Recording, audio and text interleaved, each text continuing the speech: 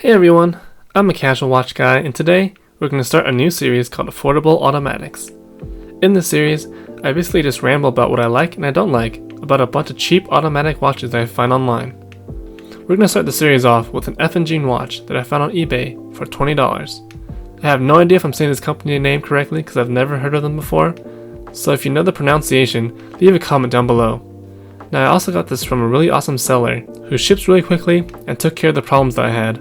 So if you're looking for a reliable seller of cheap watches on eBay, I'll leave a link to her store down below.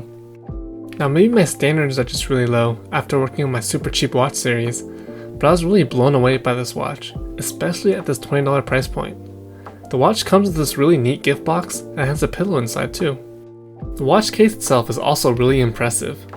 Now I'm no steel expert, but just by looking and feeling this case, the quality of the steel seems on par with the higher priced watches.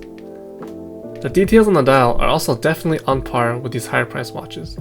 The grooves on the inner circle really show how much detail these makers put into the design, and the hour indices all have this really nice metal finish to it. The Roman numerals for the 12, 9, and 6 markers also add to the high quality, classy feel. Most impressively, you get lume on the hour and minute hands, so they actually glow in the dark. This is definitely rare at this low of a price point, and believe me, I know, because this is the first watch on this channel that has glow-in-the-dark hands. And besides the lume, the design of the hands also look really nice in my opinion. They've got a design that's not generic, and it's not just plastic cutouts. And it really adds to this classy feel this watch has. They also have this nice metal finish to them, and look pretty high quality in general. The case size is 39mm, and has a thickness of about 14, so this nice wearable size further adds to this classy look that this watch is going for. The watch also comes with this glass case back, by the way, and it's pretty cool to see the movement through it, even though it's not the prettiest ones out there. The only thing that feels low quality on this watch is the oyster bracelet. The metal is coarse and rough, and you can tell that they put most of the money into this watch case. But since the watch case and the dial look so nice, it doesn't look out of place when you add a nice watch strap to it. Sometimes when you're adding a nice watch strap to a cheap watch, the strap actually looks more expensive than the watch itself, and it looks kinda weird. Now you won't have this problem with this watch because of the quality and the design of this watch dial and case. Finding a new strap should be pretty easy since the bandwidth on this watch is 20mm, which is very standard. But if I really had to use the bracelet that it came with, it wouldn't be the end of the world. You can really only tell that's low quality when you touch it. Now let's talk about the movement of the watch. I'm no watch expert, so my take on this automatic movement is going to be very practical. I honestly don't really know what this movement is, since there's no markings anywhere that's easily accessible, but I did do some digging around, and it seems to be a Tongji or Tongjin movement. To test the power reserve, I wound the watch a good 20 to 30 times and just let it sit. It ran for a good 36 hours, but started to slow down in the last hour. So I would say this watch has a good 30-hour power reserve, and maybe even more.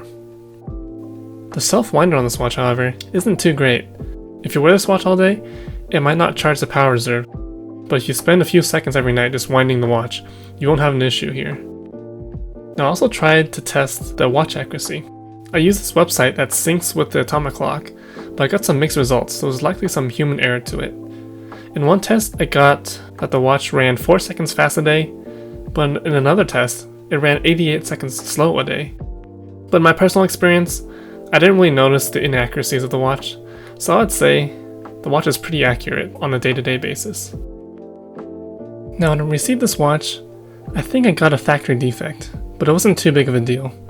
I noticed that the rotor was getting caught on a screw when I first started using it, but being the perfectionist that I am, I did nothing about it, since the watch still worked. I also know next to nothing about watchmaking, so I would probably break it if I tried to fix it on my own. This came back to bite me in the butt later on, because it stopped working. Even though I'd wind the watch, it just wouldn't run. Turns out, the screw that the rotor is getting caught on actually fell into the movement itself. So, I opened the movement, hoped for the best, and just started shaking it until the screw came out. And luckily for me, the screw did come out, and I was able to re-screw it back into the hole. Another thing I don't really like about this watch is that the date changes kind of weirdly. It starts changing at 10 PM, and then at 11 PM you can barely see the date, and at 12 AM it's perfectly on the next date. Also, the movement's non-hacking, but that's not too big of an issue for me.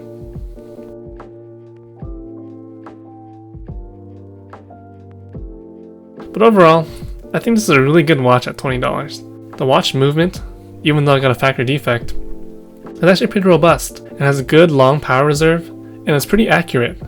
The watch also looks really classy, and you can't really tell that it's worth $20. And if you just want an automatic movement and you don't have that much money to spend, I think this is the perfect watch for you at $20. Well, that's the end of the video.